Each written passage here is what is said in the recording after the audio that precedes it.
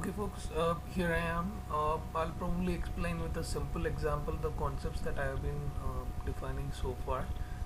So you need to bear with me while I get some deviation in the graph. So we will simply go with the marquee here, which is red and black deviation, which can be clearly seen from the marquee. We will go for an 8 spin basis or 8 spin samples, and we will look for deviation, and we will basically bet on the dominant side such a deviation happens within the next 4 spin window. So that is what essentially we will do. With respect to the progression, at the moment I'll just keep it of a flat betting basis because we didn't discuss any progression technique so far. So I'll keep it flat betting at the moment. I know flat betting may not work because we are looking for at least one in the next 4 spins, but that's fine. This is just to explain how deviation happens and how regression to mean happens. So we'll stick to the flat betting at the moment. So now I'm going to run some spins. Bear with me while I get some deviation. I'm going to pause the video now. So now we are talking about some kind of a deviation here, because if you see this last 8 spins, it is 1 2 3 4 5 6 7 8. We have got 6 reds and 2 blacks. So now just blindly going with our principle, what we are going to do is we are going to bet on the dominant side because we are expecting regression to mean to happen in the next 8 spins. So we at least expect one red spin in the next 4 spins. Now as I was stressing again, the progression, we will not touch upon the progression because at the moment we are not looking at the progression. So I'll do a flat betting. Apologies. So looking at a red, flat betting. It's a red, so we stop here. So now when we are looking into progression, we can see how a ladder approach can be used here, because if you see the past 8 spins, again there is a deviation towards red which is present. So we could easily adopt a ladder approach if we are using the progression, but at the moment we are not using any progression.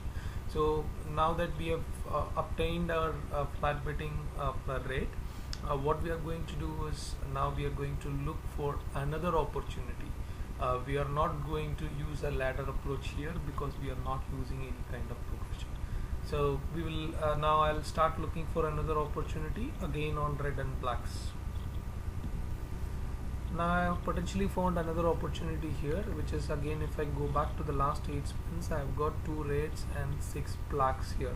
So what I could potentially do is I'll place one bet on black going by our rules, and I'll do a spin to see how it comes along.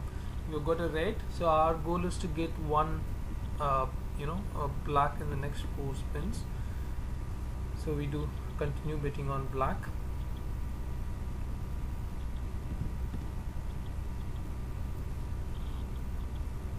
So we have got it in the next 3 spins. So now again I'm going to continue looking for further opportunities, and as I said, we are not using any progression at the moment. It's flat betting, so don't worry about what the results are going to come at. Look at whether we are getting that black and how many times are we getting that that dominant side within the next half of the sample size. So I'll keep looking for more opportunities now. So yeah, I have arrived at another opportunity where there are 6 blacks and there are 2 reds. So now I'm again going to continue because black is the dominant one. I'm going to aim for black coming in the next within the next 4 spins. It's a red. We do again black. It's a black. So it has basically, we have identified 3 situations so far, and within those 3 situations we have got black within the next 3 spins, and our target is getting one black within the next 4 spins. So we'll continue on that. I'll probably look for 2 more opportunities before I close on this particular video. I've got another example here. You're seeing essentially here 1 2 3 4 5 blacks two reds and one six blacks. So essentially six blacks and two reds. So we are again going to go with the black now. Spin one.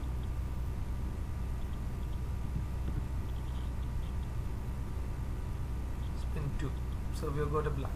So this is essentially what I am talking about. It is a simplistic explanation.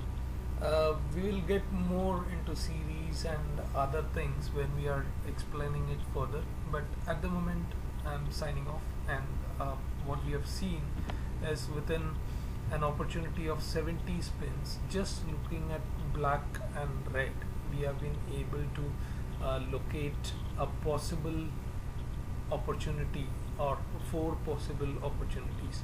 So now if you just look at red and black, and if you just look at the number of spins, you might figure out that that number of spins is much less than the opportunity that is we are getting, which is 4 in 70. But look at how your possibilities will expand when you are looking at multiple even chances, multiple things about series and singles, multiple things about splits, lines, all those things. Every spin will lead to an opportunity on its own, and that is what we will aim at when we close the thread in a couple of days. So at the moment I'm signing off. Probably this should have given you a good indication or good idea of how it is looking like. There could be a possible different argument against going against the wheel, because this is just a spin in the spanner, twist in the spanner. So now if you see all the four betting opportunities that we have seen, there definitely was the dormant side coming also within the next four spins, and that in essence proves what regression to mean is. That is essence proves that the regression to mean will essentially mean the next set of sample after a deviation is going to get closer towards the mean. So we haven't seen essentially an opportunity where we are able to tell very clearly, saying that it is driving towards an extreme. But if you see this particular example, where we are taking 1, 2, 3, this starting from this 29 here, which is in the bottom, 2 29s, 122, 31, 9, 8, 4, 21. So there are essentially 6 blacks and 2 reds. Now take the next set of 8 spins. Even though I asked you to restrict to only 4 spins, take the next set of 8 spins. You are seeing 1 black, 2 red, 2 black, 3 black. So it is essentially again the deviation is moving towards further extreme, and there is a black set that is coming again. So if you essentially take these 8 series and these 8 series, what you are seeing is the deviation moving towards moving further towards black. So essentially what it means is, I go back to what I posted, 3 possibilities. 1, the deviation further deviating. 2, it is regressing towards the mean, and 3, the deviation happening on the opposite side. 3 possibilities. I am not saying either one of them has a higher chance of occurring, but essentially out of the 3 possibilities, if you bet on the dominant side after a deviation, then you will definitely land within 2 out of 3 possibilities, and that is going to result in success. That's all for now, folks. Bye.